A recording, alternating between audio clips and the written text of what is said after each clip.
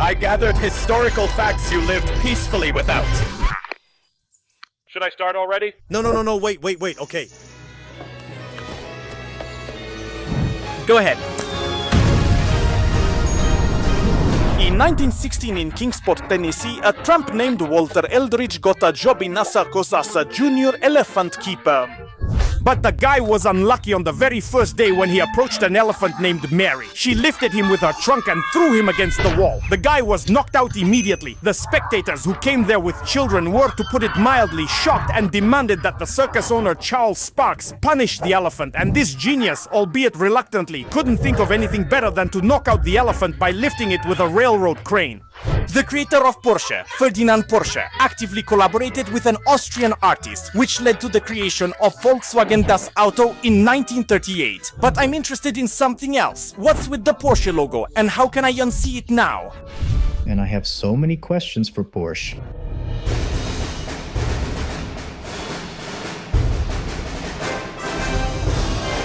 The most successful pirate in history was a woman named Zheng Shi. She commanded a fleet of 800 ships and had over 70,000 cutthroats under her command.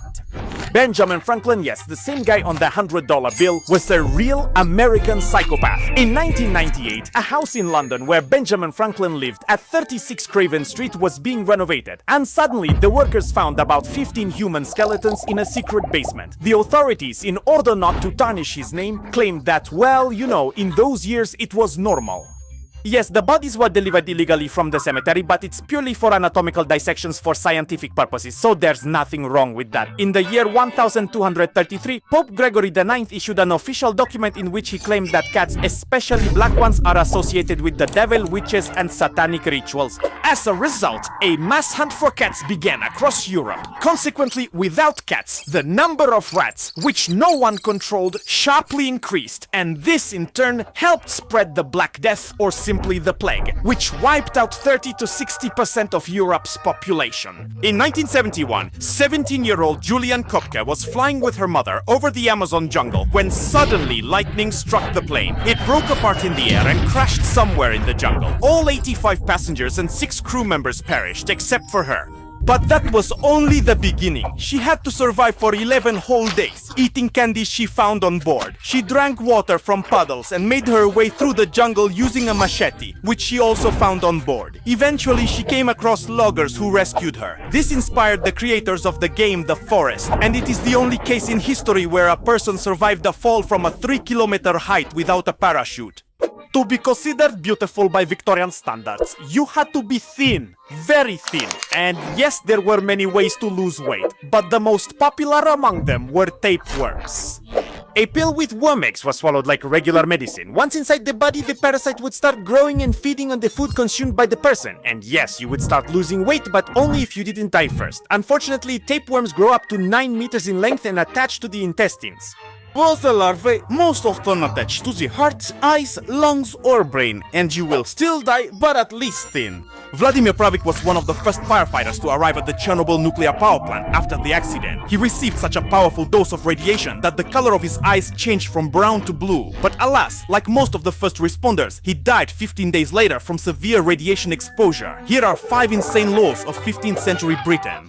Due to Henry VIII's paranoia that everyone around wanted to poison him, he issued a law stating that for poisoning someone, you would be boiled alive. But that's not the dumbest part. If you were accused without proof of wanting to poison someone, you still had to plead guilty.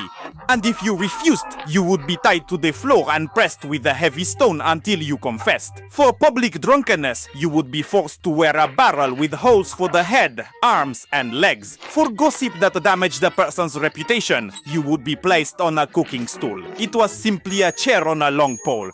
You were placed on it and dipped into cold water for 20 to 30 seconds several times. Only disabled people were allowed to beg. But if you were healthy and just poor, which led you to beg, you were simply hanged. Everyone who didn't subscribe to the best Telegram channel was put on the shame chair, and everyone else had to throw rotten tomatoes at them. The hint is clear. Link in the description. In 1912, Taylor was the pasa.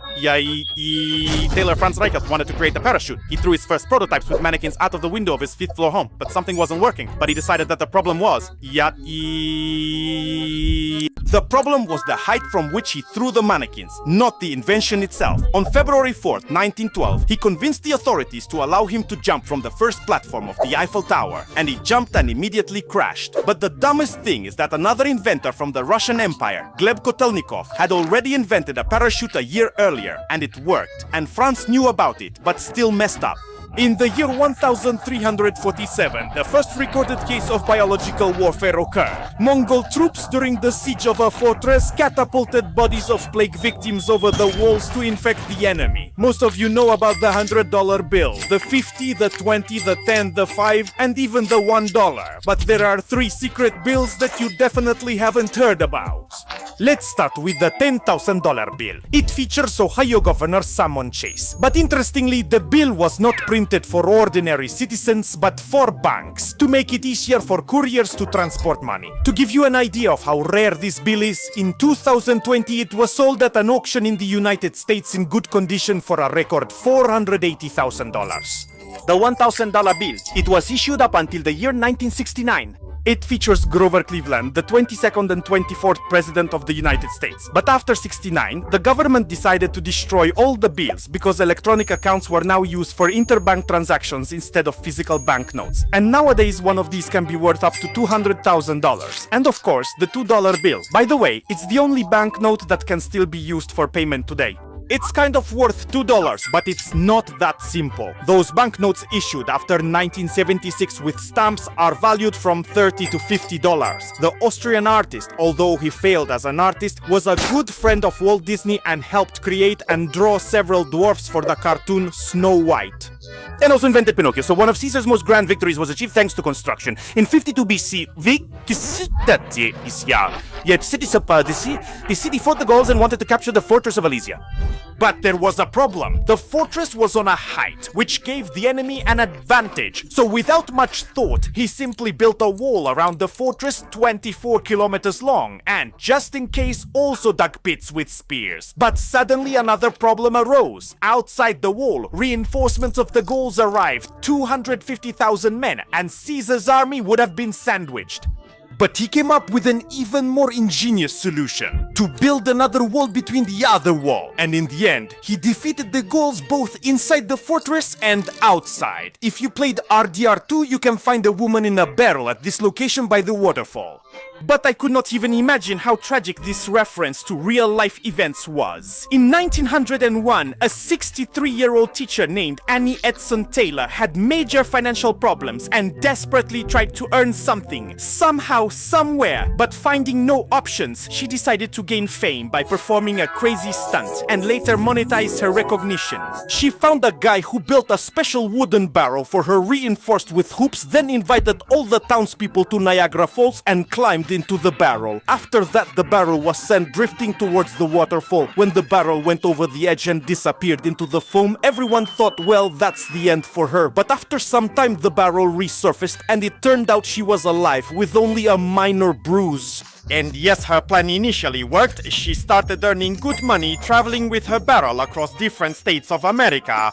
But alas, soon her manager Frank Russell simply ran away, taking that very barrel with him, and she had to spend all her money on detectives to find him. But alas, neither he nor the barrel could be found, and shortly before her death she was placed in a poorhouse, where she died at the age of 83. Well, this was experimental content. I hope you like it, by the way. Let me know what you think. Thank you all very much, and goodbye.